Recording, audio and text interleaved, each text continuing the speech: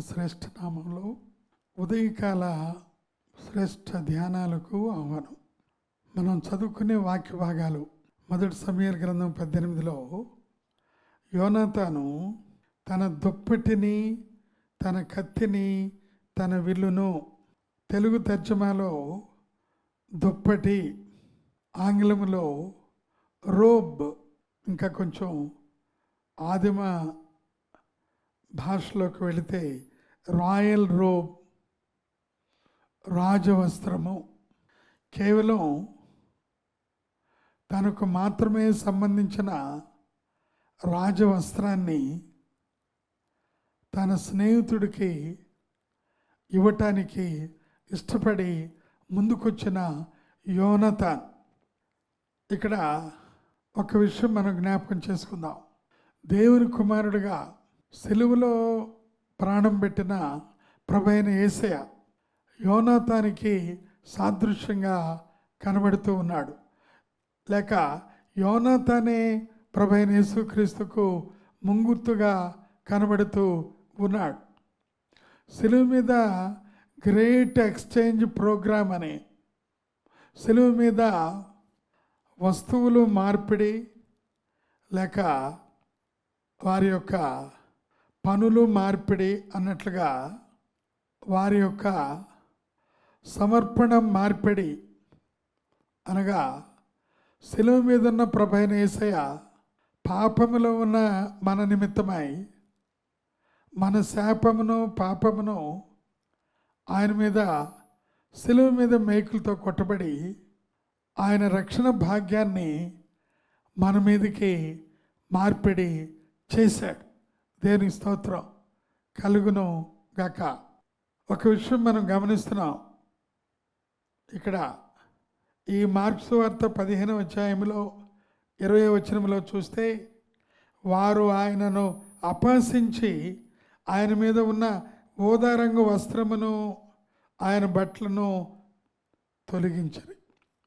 కాబట్టి ప్రభువైన యేసుక్రీస్తు మీద ముందు ఊదారంగ వస్త్రములు ధరింపచేసి ఎగతాళిగా వారు తీసివేశారు.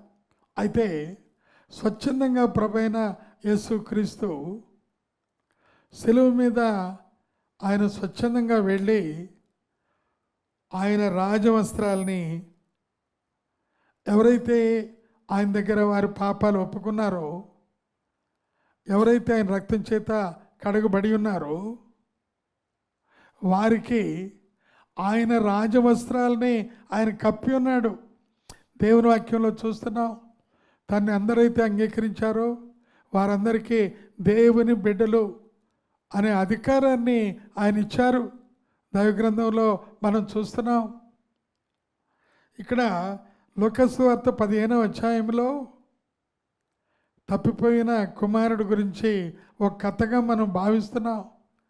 కానీ అతను దూరదేశం వెళ్ళిన తర్వాత అతనికి బుద్ధి వచ్చినప్పుడు నా తండ్రి దగ్గరికి వెళ్ళి నేను నీ కూలివానిలో ఒక్కనిగా ఉంటాను అని చెప్పినప్పుడు ఆ యొక్క తండ్రి ఆయన మీద జాలిపడి ఆయనలో ఉన్న ఆ యొక్క పశ్చాత్తాపాన్ని గుర్తెరిగి ఆయన పతన స్థితిని తీసివేసి లూకా 15:22లో అయితే ప్రశస్త వస్త్రమును త్వరగా తెచ్చి ఆయన కప్పండి.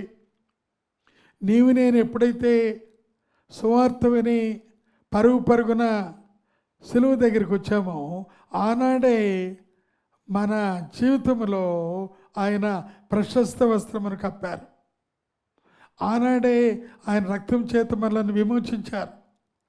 ఆనాడే ఆయన కుమారుడుగా కుమార్తెలుగా అంగీకరించారు. కనుక ఆ యొక్క వస్త్రం ప్రభువైన యేసు మనకిచ్చే ప్రశస్త వస్త్రం. ఆ గొప్ప కృప ప్రభు ఇచ్చినందుకు పరిశుద్ధాత్మ దేవునికి స్తుతులు చెల్లిస్తూ ఆ స్థితిలో ముందుకు మనము కొనసాగుదాం గాక. ఆమేన్. పరిశుద్ధుడా, ప్రేమగల తండ్రి, నువ్వు ఇచ్చిన ఈ గొప్ప కృపను బట్టి నీ స్తుతులు వందనాలు చెల్లిస్తూ ప్రభువైన యేసు నామమున అడిగి ఉన్నాం మా తండ్రి. ఆమేన్. త్రియేక దేవుని యొక్క ఆశీర్వాదాలు సమృద్ధిగా కలుగును గాక.